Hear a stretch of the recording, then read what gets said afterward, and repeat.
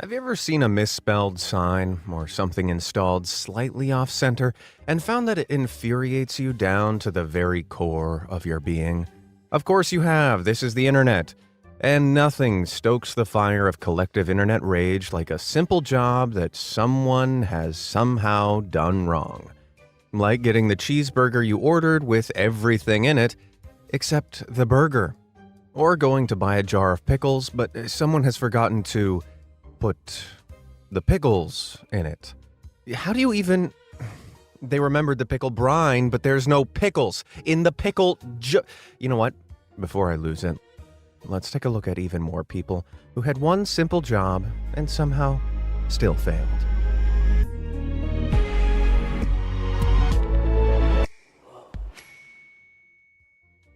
No matter what language it's in, you know what this iconic red octagonal sign means, don't you? Yeah, stop!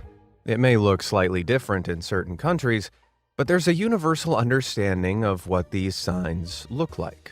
Well, almost universal. Because somewhere in America, this exists. By God, it looks like someone designed this in a Word document. Why the heck is the word stop so far away from the octagon? No stop sign has ever looked like this before, so why did absolutely no one question this before putting it up?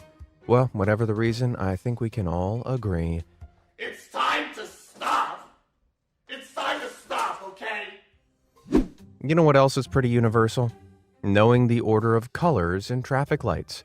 They're red, amber, and green in that order, signifying stop, wait, and go. Unless, of course, you're in New Hampshire, if this sign is anything to go by. I can think of only two reasons why this might have been erected the wrong way up. The person whose job it was to put it up was colorblind, or they were too lazy to care. Which do you think it was? Let me know down in the comments. Fried chicken is an S-tier food, but some fried chicken establishments are better than others, in my humble opinion. My personal favorite used to be Jollibee's. Not anymore, though, since I learned in 2021 a Jollibee's establishment in the Philippines served a woman this delicious-looking fried chicken piece, only it turned out to be a deep-fried towel. Yeah, that's a dishcloth. That is a used, dirty, nasty dishcloth. Oh my God, imagine biting into that. Now, I'm no chef, but in order to get that crispy coat, that towel would have had to have been battered, floured, and then dunked into the fryer. And you're telling me no one noticed that this was not a piece of chicken at any stage of this process?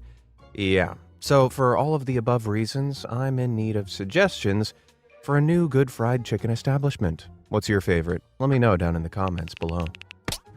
Public restrooms sometimes have faucets with those fancy sensors on them, which you wave your hand under to automatically activate the water flow. Saves you from touching any handles or valves other people might have touched, and turns the water off automatically to stop waste. Simple concept, right? Well, not to whoever designed the sensors of this faucet. The sensor only activates when you wave your hand directly under the curve of the faucet, and then cuts off almost immediately so you can't reach the water in time to actually wash your hands. Was using a sensor that could detect a hand a reasonable distance away too much of a chore for this designer? I imagine they're the kind of person who only washes their hands when other people are in the bathroom.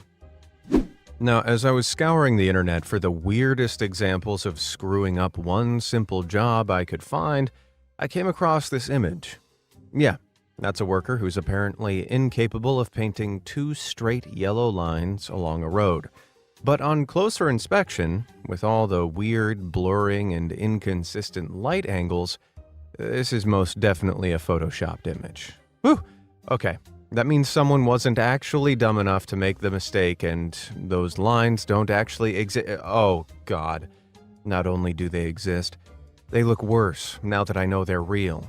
Okay, let's not lose our cool over this. Apparently these aren't paint, but temporary tape lines used as non-permanent markers when the road is being laid. If the tape comes loose, the lines look a bit wobbly. So no one permanently painted these on by hand. Cool. Although that obviously wasn't the case here. Someone was clearly told to mark the curb, and boy, did they follow their instructions to the letter. That terrible, worn-down, broken-edged curb is now very visible to everyone. I can't tell if this is a bad job done good or a good job done bad. When it comes to the world of online fashion, Photoshop is essential. Retouching the images so that they look unrealistically good while also making it look completely natural is all part of the marketing ploy that makes you buy the thing. But some edits go unchecked, as plus-sized fashion brand Simply Be knows all too well. Do you see anything wrong with this picture? Neither did they, until someone picked up on the fact that the model's hands look more like a rake made of fingers. Somehow, this super obvious editing error made it onto their store page for the whole world to see. Certainly ruins the illusion of this being an all-natural image. Cake. Love eating it. Couldn't make one if my life depended on it. But if we were making a cake with numbered tins, I think I could probably manage to get them in the right way around, unlike whoever decorated this tasty-looking failure. I really, really hope this is an in-joke. Otherwise, it means someone spent a good hour carefully icing and piping the decorations on here before realizing that the 7 is the wrong way round. What's even funnier is that with the way I read it, it looks like the cake says, "Happy Justin birthday." Well, I hope whoever this cake was intended for had a very happy 37th, Justin. It's not the worst cake crime out there, though. At some point, someone had the inspired idea to turn the deluxe album cover of Drake's Nothing Was the Same into cake. A pretty niche choice, but seems simple enough. It's mainly a side profile of the artist set against a blue, cloudy sky. There's not too many ways this can go wrong. Oh no. How do you get the proportions that wrong? It looks like the side profile of Kermit the Frog. Well, clearly the person who made this wasn't an artist, but damn, how long did you think his neck needed to be? Forget a cake crime on a plate. This is a hate crime against Drake. Well, cakes decorated as badly as that can make you question someone's sanity. Cutting a cake like this makes me want to cut you. Yes, I know mathematically it gives you more servings, but as a triangle purist, I still hate it. However, I think we can all agree that whoever cut this cake needs help. Psychiatric help. All they had to do was cut the cake into 11 pieces, and in achieving this, they managed to do it in the most convoluted, nauseating way possible. Can you imagine if someone tried to serve you that cursed middle slice? It'd feel like a personal attack. Okay, while I could maybe forgive cutting a cake like that, they did cut 11 equal-looking slices at the end of the day. I'm afraid I'm going to have to revoke the cutting license of whoever sliced up this pizza. How did you... No! There's not a single cut on this pie that's relative to any of the others. It's like they started trying to cut it in half along the middle, but then tried to cut it straight across into thirds until it was just a mad mix of mini slices and giant slices. And what's worse, this is a delivery pizza, so someone was paid to cut it this badly. Oh, this gives me trust issues. It's pretty embarrassing getting something wrong or messing something up, but could you imagine getting it wrong on live national TV with hundreds of thousands of people watching? Well, that's something Karen Olsen, New Zealand's One News weather reporter and meteorologist, had to deal with back in 2009 when this happened. Today, easterly gales with gusts up around 120 kilometres an hour recorded about the Tutukaka harbour. Well, someone clearly forgot they needed to edit this text, and this text. Either that or edit text here. Looks like it has great weather this time of year. Now, to Karen's credit, while meteorologists often prepare their own slides, this might have been a job left for someone else in the studio. Either way, I bet airing that really rained on Karen's parade. Ever wonder how McDonald's construct their signature Big Mac burger? It's simple. You grab a pre-cut toasted bun with 3 parts to it and drop them in the burger box. With the top of the bun and middle of the bun in the lid, Add a little special sauce to both sides, along with onions, lettuce, and gherkins, and a slice of cheese. Add 2 patties, one on each side, then gripping the middle bun, move everything except the top bun to the bottom of the bun, close the box on the top of the bun, completes the sandwich, and voila! 1 Big Mac ready to go. That doesn't seem hard, does it? So, riddle me this. What happened here? All they had to do was move the middle section of the bun onto the bottom section to distribute the patties and bread evenly. Instead, they closed the box and called it a day, leaving this guy with devil bread dread. Man, what sort of clown is making the burgers in this joint? Renovating a room is no easy task. Adding an extra wall into a space sounds easy enough, but it only takes one person measuring one thing incorrectly, and you end up with some nonsense like this. Incredible. They were so committed to putting up a wall here that they built it over the set of inlaid drawers, rendering them entirely useless. Really hope they at least emptied them before doing so. Otherwise, the only way into these drawers is going to be by way of a very large hammer. In my experience, induction stoves are a dangerous thing. Because there's no flame involved, just metal made hot, I will all too often lose track of which hob is on and which hob is off. Especially on induction stoves that have that sleek, glassy blacktop finish. Without the markings showing where each of the hobs is, I never even know where to put the pan. So, whoever's job it was to ensure this hob lined up with these markings, whew, I hope your pasta always sticks to the bottom of the pan. Europeans routinely mock American toilet behavior, mainly because American stall designs are Russian roulette when it comes to privacy. Where European partitions fit snugly to the floors and walls, American partitions are practically viewing galleries. Thankfully, one designer has solved this gaping gap problem by creating a stall that just puts everything on show. Wait, that's not... What's going on here? Oh, I see. From the notches on the bottom of the poles there, it looks like someone installed them upside down, so when the doors were later attached, they were much higher than intended. I mean, I think, because someone put that first door on, which was insanely exposing, and then continued to put the other doors on in the same way. Maybe this is just someone's idea of toilet humor. What's your favorite day of the week? For me, it's the 9th day.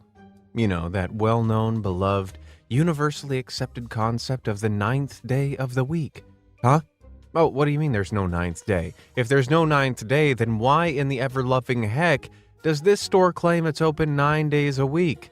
It's not photoshopped because there are hundreds of pictures of the same decal sporting the exact same insane message online. It turns out this is America's famous 99-cent store chain, which decided to add a little humor to its walls and play on the 9s in its name. Haha. Yes, I'm definitely laughing. It is so funny. This has not made me angry at all. There must also be a similar joke theme occurring at this store, which claims it's open 25 hours a day. It's funny because we all know there's 24 hours in a day, don't we? That's the joke. No. Someone at this off license in East London, UK, genuinely thought that being open 25 hours a day was possible, which is made even worse by the fact that the sign behind this sign claiming the shop is open 24 hours a day. Well, this was a fun look into the average British IQ, wasn't it? Do you ever look at someone and wonder, what the heck is going on inside their mind? They could be the kindest, sweetest, most beautiful person in the whole world, but when you ask them to slice an avocado, they do this. What in God's name were they using to cut these up? A chainsaw? It's pure psychopath behavior. Everyone knows you cut around the seed at the center.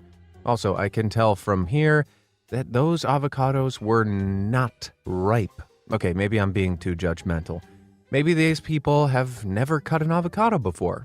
But they must have cut other foods with hard stones at their center, like peaches or mangoes. They wouldn't cut straight through them like they were cleaving up a rack of meat, would they? Would they? God, I'm never going to be able to look at guacamole the same. Oh, I have a question, and I need everyone watching to answer down below in the comments so that I know I'm not going crazy. Here we go. The big question, what are these? Nope, I'm not trying to trick you. Tell me what these are down in the comments. Got your answer in? Okay, good. They're bananas. A bunch of bananas. We all know that. Everyone knows that. So please, please tell me why the person labeling them in the store called them long yellow things. I want to blame this on a translation error somewhere, but more often than not, the translation of the word banana is some variation of banana. Maybe the labeler had a memory blank. Maybe they didn't know that they were bananas or plantains. Maybe they had a stroke? I don't know. What do you guys think? Let me know down below. I have no problem admitting I'm awful at sports. My hand-eye coordination is terrible, and I get out of breath watching other people run. Safe to say, knowing this, I wouldn't put myself forward to play competitive basketball, something this kid learned the hard way. You can see him reaching to try and block that other player, but from the fact that he's got both feet planted on the ground, both eyes closed, and isn't tracking the guy who's just leapt past him, I'm pretty sure he's just accepted that he does not, in fact, have the ability to block. I'm no plumber, and I'm no electrician, but even I know that power sockets and water do not go together. Not even a little, because water is a great conductor of electricity. So, water with an electrical current passing through equals instant fatality. However, it was either an electrician or a plumber that okayed this super spicy sink creation. Yeah, that's a power socket built into the side of the sink. Whoever installed this is either trying to win a spot on my Darwin Awards series or is a practical joke. I reckon someone stuck an electrical socket cover onto the side of the sink just to give someone else a heart attack. Well, it worked. Consider me shocked. It doesn't matter how simple a request is, you can guarantee someone will find a way to get it wrong. For example, if I asked you to refill the soap dispenser, what would you do? Well, you'd refill it with liquid soap, wouldn't you? You wouldn't? I don't know, put a bar of soap in there like this janitor did? Because that doesn't make any sense. Yes, they've technically refilled the soap, but how is anyone meant to use it now? I mean, what's the point of having this done in the first place? Forget washing my hands. After seeing that, I'm gonna need a bath to feel clean. Pasta. Everyone loves pasta, whether it's spaghetti, fusilli, macaroni, laundry detergent, fettuccine, ravioli. Wait. What? Laundry detergent? You don't think laundry detergent is a kind of pasta? Well, according to whoever stacked these shelves, it is. Tasty bleach flavor. Okay, yes, it's obvious someone forgot to move these aisle signs around, but considering that in 2017, eating Tide Pods became a meme, I wouldn't put eating laundry detergent past half of you. Have you ever played bocce?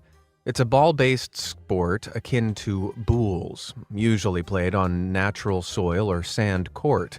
It's not a well-known sport, but its popularity is growing, with new bocce courts being built all over the place. But it's pretty clear people don't know what bocce is, as you can tell by this.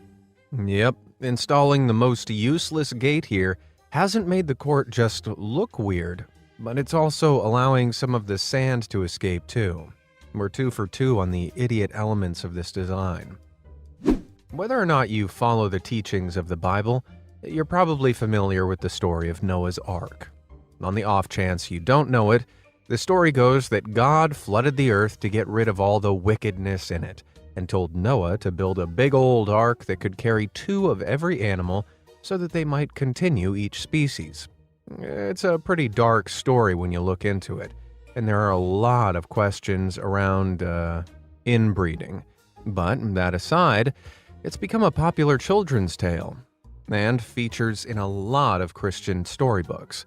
However, there's been something of a systematic failing in the biblical storybook illustration community regarding key parts of this tale, because illustrations of all the animals boarding the ship will almost always show 2 male lions.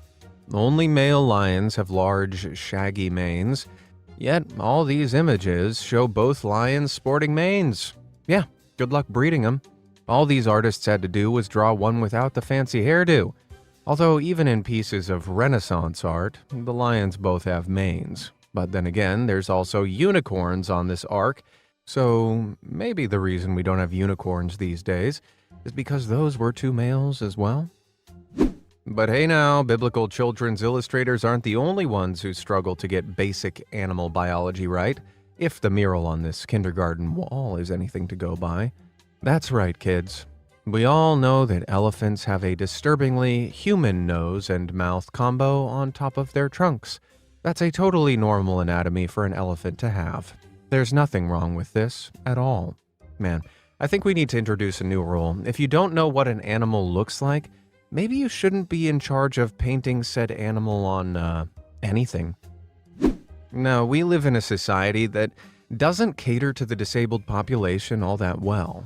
Case in point, over in El Salvador, these stairs have been marked with the wheelchair accessible symbol, despite the obvious issues with that entire statement. This has to be some sort of sick joke. Either that or someone in El Salvador doesn't know how hard wheelchair users have it.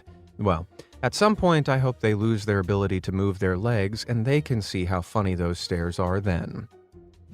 Usually, disability signs indicate what someone may struggle with, so that those around them can more easily identify how to help.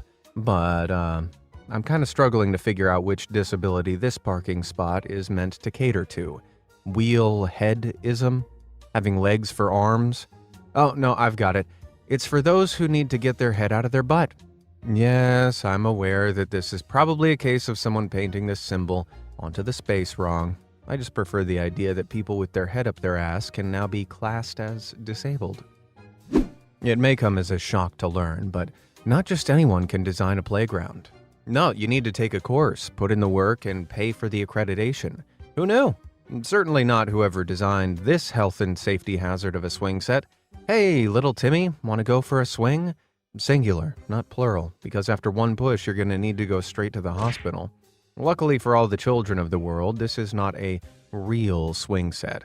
It was part of an advert design by Canadian broadcast company SiriusXM as part of their top comic competition.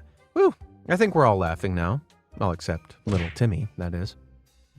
Mass-produced toys are often made for a mass demand market, because every kid wants the popular doll, figurine, or plush of the moment. The only issue with cheap mass production methods, though, is that each product isn't always assessed by a human during the quality control procedures, meaning major misprints on plastic dolls like this make it onto the shelves. I mean, I've heard of a wandering eye before, but a wandering eyebrow is pushing it. But at least this doll had its head screwed on straight. The same can't be said for this unlucky Minecraft creeper plushie.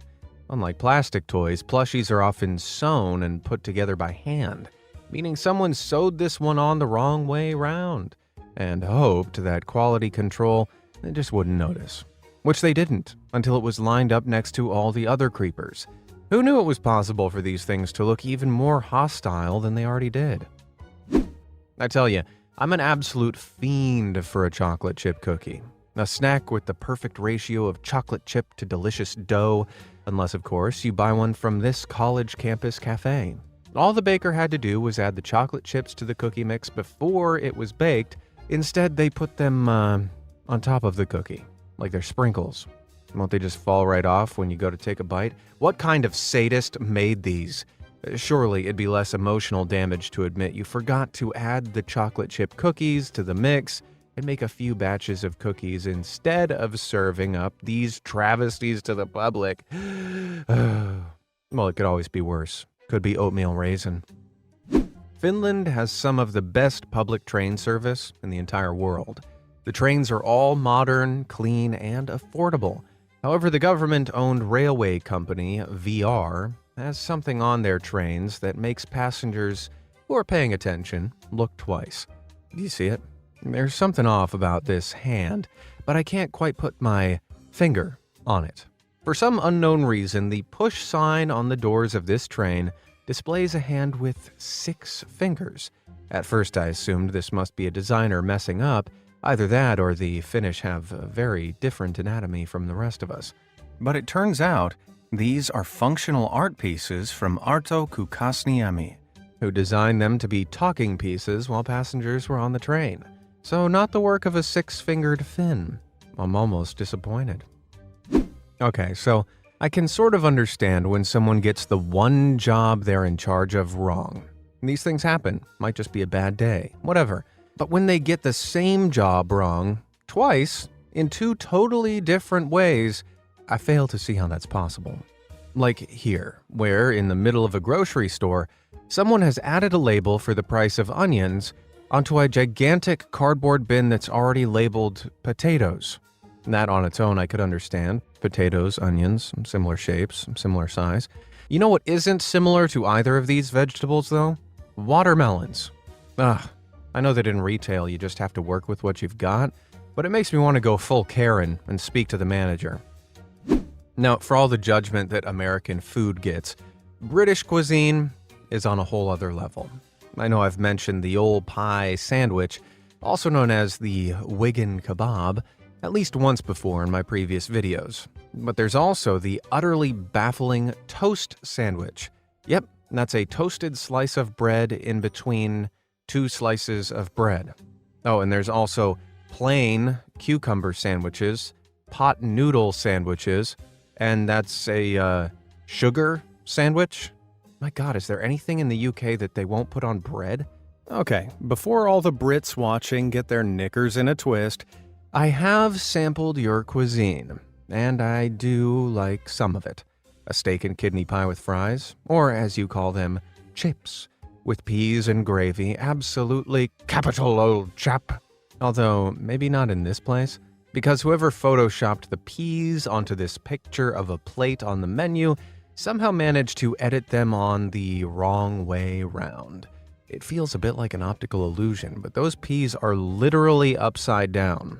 Man, it would have been less work to just put some peas on a plate and photograph it, instead of going through all the editing trouble. Looks like it tastes like regret. Now, I don't have kids, but from what I hear, the teenage years are the worst. When it's not moody outbursts or angsty social media posts, it's acts of malicious compliance, as Reddit user Zombie Clown knows all too well. A few years ago, they left their teenager a list of chores to do. Simple things that even a monkey could accomplish, like put a new paper towel on the paper towel holder. However, when they returned, they were greeted with this. I mean, technically it is on the holder, but surely it would have taken less effort and time to do it right than they could have gotten back to, I don't know, posting dance videos for the world to laugh at or tweeting from accounts with cringy anime avatars. Yeah, I've got no idea what teens do these days. Considering how easy it could have been to put that paper towel on the holder, I wonder if that same teenager is responsible for this street crime. It would have taken the person who lifted this manhole cover up no effort to rotate it 180 degrees and set it back down, completing the otherwise perfect spiral of stonework here. But no, they had to make it mildly infuriating to look at instead. Makes me want to scream. Every kid should feel safe when they're at school, which is why so many institutions go out of their way to make everything as kid-safe as possible. Like here, they've marked the area on the floor where the door opens, so any kid racing down the corridor knows to avoid the area and doesn't accidentally slam into it. The only problem is that the door doesn't actually open that way, it opens the other way. This may be a school, but whoever laid down that decal still has some learning to do. Now, education materials are very important for developing minds, which is why Australia's Pascal Press offers a range of revision books to help kids study for their NAPLAN tests. There's just one small, tiny problem. Some of their paperback books that they list on their website rely on computer instructions to complete the tasks. Not sure how little Timmy is meant to click the play button in a book. That's taking pretend play to a whole other level. Initially, I thought this product was just listed wrong online, Surely the people responsible for teaching Australia's kids the educational fundamentals would have double-checked their work like the responsible adults they are, and actually put in a paperback replacement section here. Nope, they actually printed it. Well, if these kids fail their tests, at least they know who to blame: Pascal Press. Gosh, this year is going so fast. Feels like only yesterday we were celebrating 2202. Yes, 2202. And we all know we're in the 23rd century. It's common knowledge. We're in 2202. Oh, we're not? Well, at least one person thinks we are, if these celebration lights are anything to go by. Like, I can understand not knowing what day it is, but the year? Well, maybe whoever was erecting these lights didn't know which way around the number 2 was meant to go 3 times in a row. Whew! I think I only had a few minor breakdowns during that. Which of these super simple jobs do you think was screwed up in the funniest way? And do you have any examples of your own? Let me know down in the comments below, and thanks for watching.